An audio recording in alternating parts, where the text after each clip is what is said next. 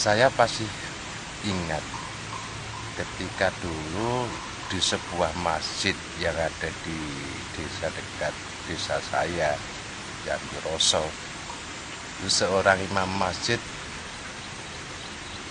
datang tergopoh-gopoh menemui saya sambil menangis.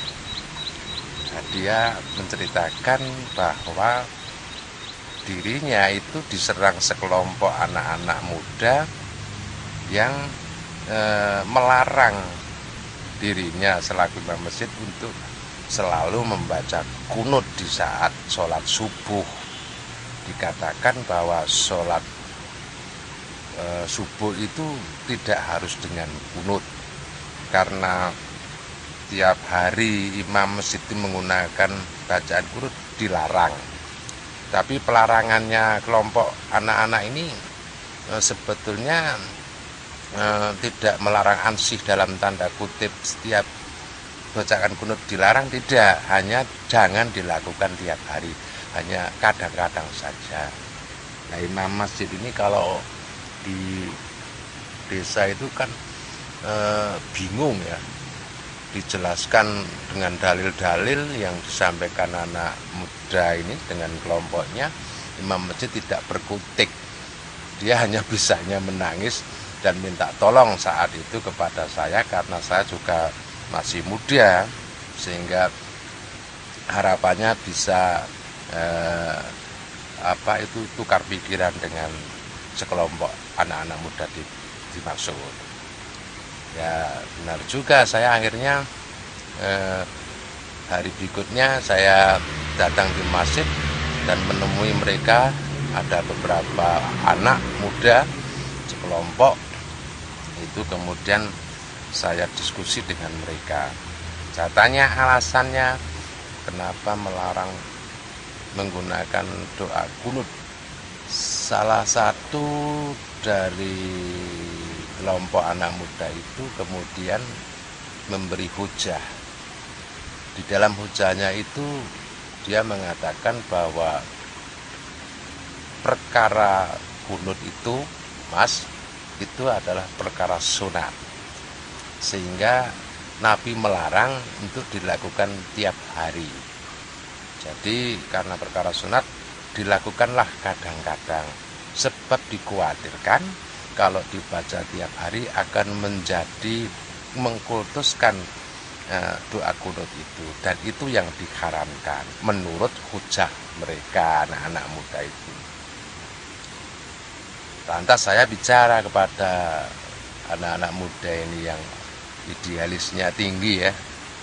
Saya tanya, Anda tahu enggak rukun sholat? Kebetulan mereka tingak-tingu, jadi masih ragu ya, tapi ada yang menjawab. Salah satu menjawab bahwa rukun sholat itu diawali dengan takbir dan diakhiri dengan salam. Saya katakan betul, benar. Dikomentari oleh yang lain, makanya kan tidak ada ajaran di dalam sunnah Rasul itu sholat menggunakan semacam usoli ya, usoli atau niat saya sholat, usoli fardhu duhri dan seterusnya. Itu tidak dibenarkan. Itu amalan yang tidak ada dasar hukumnya sehingga dikatakan bid'ah. Saya kemudian mencoba untuk menjawab. Anda semuanya melakukan sholat dan tahu rukunnya sholat, tadi ada yang jawab. Saya ingin tanya, apa hukumnya ketika seseorang menjalankan sholat kemudian membaca surat? Salah satu menjawab dengan emosi, itu hukumnya sunat, dan tapi saya tidak membaca surat kulhu terus. Nanti kalau saya kulhu terus, yang saya baca itu artinya mengkultuskan kulhu, sehingga saya berganti-ganti surat. Jawab mereka, salah satu di antara mereka, saya hanya mengatakan, saya ingin tanya, hukumnya membaca surat di dalam sholat itu tadi dijawab sunat.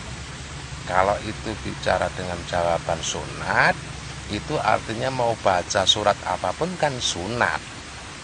Iya, jawab mereka. Nah sekarang saya katakan kepada jenengan, itu perkara membaca surat di dalam Al-Quran, saja surat Al-Quran di dalam sholat, Anda lakukan tiap hari apa enggak? Jujur, saya minta sedikit itu. Mereka menjawab semua, saya membaca surat terus setiap sholat 5 waktu saya baca surat, tapi tidak kulhu mas, tidak hanya kulhu tok, gonta ganti.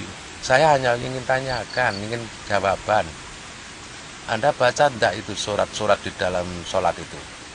Baca tiap hari. Saya balik, kalau Anda melakukan perkara-perkara yang seperti itu, perkara sunat tiap hari dilakukan, apa Anda tidak khawatir akan menjadi wajib nanti? Dilalah tingu.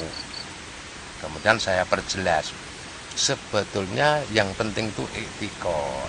Sebetulnya yang penting itu adalah niatan dan tahu diri, tahu ini yang wajib, ini yang sunat. Seperti bacaan Fatihah di dalam sholat itu wajib, kemudian membaca surah di dalam sholat itu sunnah.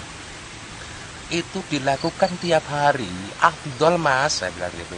Baik mas, lebih bagus mas, saya bilang gitu. Nah persoalannya sekarang kunut itu juga perkara sunat ketika dibaca subuh, mau dibaca tiap hari pun kan tidak ada salahnya. Wong Pak Imam Masjid itu juga tahu bahwa yang dibaca di dalam kunut itu adalah sunat. Begitu saja kok dipersoalkan. Sekaligus saya jawab, saya mau tanya, ketika saya mau takbiratul ihram, di dalam mengawali sholat saya, baik mana ketika saya menggunakan usolli fardhu maghribi dengan tak selamanya mendung itu kelabu, Allahu Akbar, bagus mana? Mereka dingu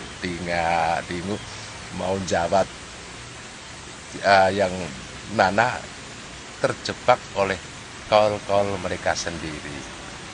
Kalau mau jawab tak selamanya kok yo wagu, mau jawab busoli sudah kadung, mengatakan bahwa itu adalah bid'ah. Padahal setiap orang yang baik menggunakan usoli maupun yang tidak menggunakan usoli, bagi orang yang bijak sudah paham bahwa setiap sholat itu diawali dengan takbiratul ihram dan diakhiri dengan salam.